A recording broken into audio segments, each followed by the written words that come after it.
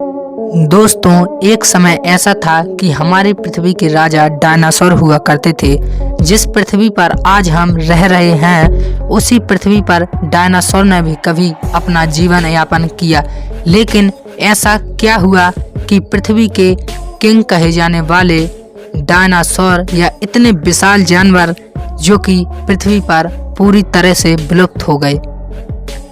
Dinosaur का पृथ्वी पर last या आखिरी दिन आज से 6 करोड़ 50 लाख वर्ष पहले पृथ्वी का वातावरण कुछ इस प्रकार हुआ करता था, जिसमें 160 किलो भारी और 12 मीटर लंबे क्रीचर्स अपनी उड़ान को भरा करते थे। यह क्रीचर्स एलामासोरस के उन अंडों के और बढ़ रहे हैं जो 18 साल बाद पृथ्वी के राजा बनेंगे।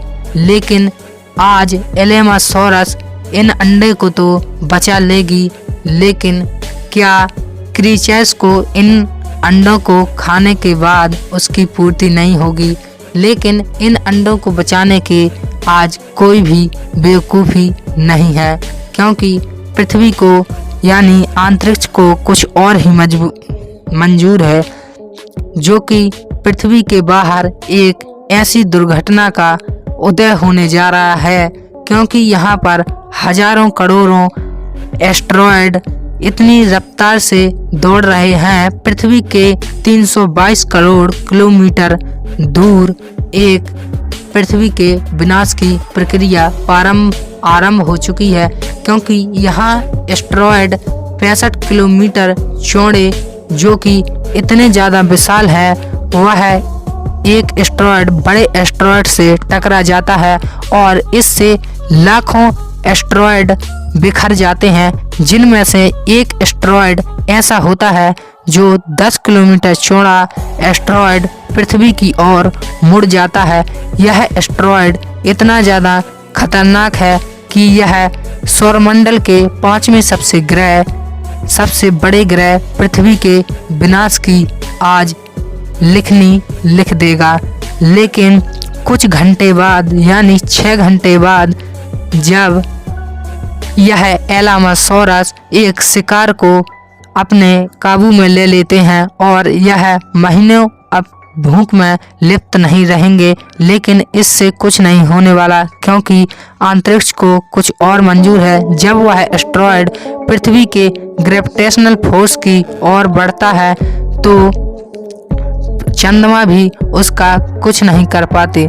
चंद्रमा एक ऐसा ग्रह जो कि पृथ्वी पर आने वाले हर एस्टेरॉयड को अपनी आबरू में दाब लेता है। इसी कारण पृथ्वी पर कोई भी एस्टेरॉयड नहीं गिरता और सभी एस्टेरॉयड चंद्रमा से टकरा जाते हैं। लेकिन आज यह एस्टेरॉयड चंद्रमा से भी बाहर निकल गया और पृथ्वी के विनाश करने के लिए यह एस्टेरॉयड जैसे ही पृथ्वी के ग्रेविटेशनल फोर्स की ओर धीरे धीरे बढ़ता है तो यह उल्का पिंड या एस्टेरॉयड एक विनाशकारी पत्थर में तब्दील हो जाता है।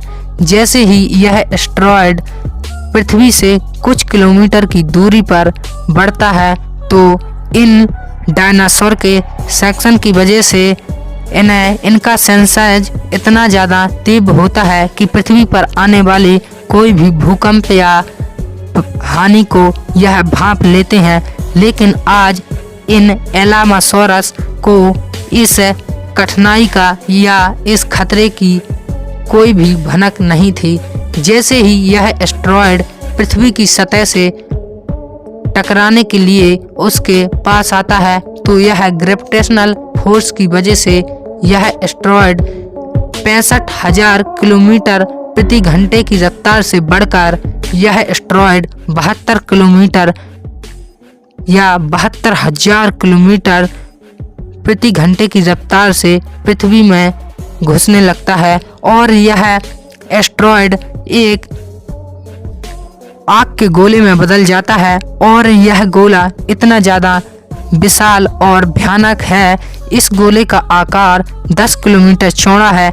लेकिन जब यह एस्टेरॉयड पृथ्वी पर गिरता है तो इसका वजन 30,000 किलो टन हो जाता है। इस प्रकार की दबाव और ऐसे अंतरिक्ष के प्रहार की वजह से पृथ्वी में एक भूकंप की दशा उत्पन्न हो जाती है और यह भूकंप इतना ज़्यादा विशाल होता है कि मानव द्वारा देखे गए भूकंप से यह 66,000 गुना बड़ा होता है। इस भूकंप से अब डायनासोर या एलामासोरस के अंडे या फिर इस पर जीवन पनपने की संभावना घट जाती है। लेकिन कहते हैं ना, जो जिंदगी छीनता है वही जिंदगी को उदय करता है।